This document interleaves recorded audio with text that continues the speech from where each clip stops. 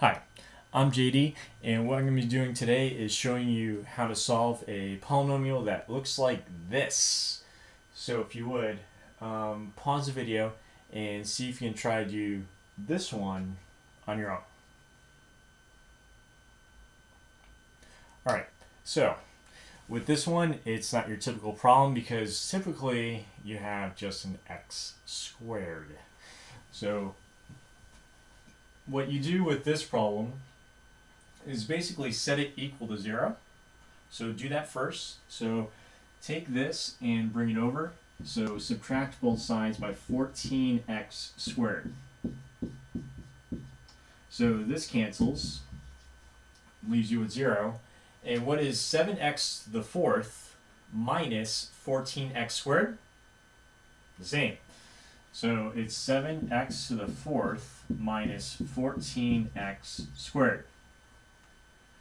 Now what do you do next? Well, you factor. That's one way you can go about doing this. The other way is by substitution. But it looks here that factoring is a nice option. So take the GCF out, and what's the GCF? Right, it's 7x squared. So pull that out, it's like division. So this is just x squared minus 2, close the parentheses, 0. Right, you have 7x squared. Pulling it out, GCF is the opposite of distributing. So you're dividing each one of these by 7x squared. Now, you probably, you could factor this further, but it looks like it's not exactly a difference of squares. So what you can do is just set this equal to 0 and use the square root property. But you have to set each one of these equal to 0. So you have 7x squared equals 0.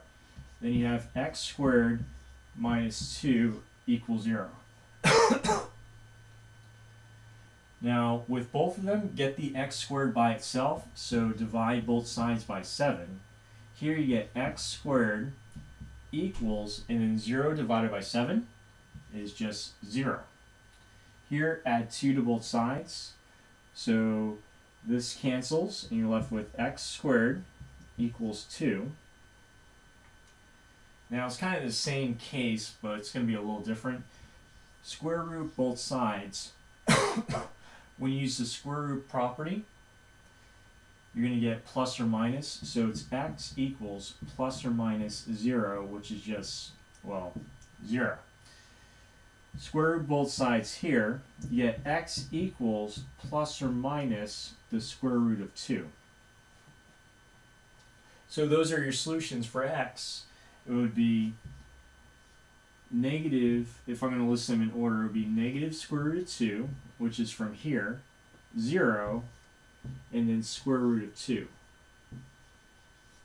And then to list it as a set, just use braces. And so your solution is negative square root of 2, 0, and positive square root of 2.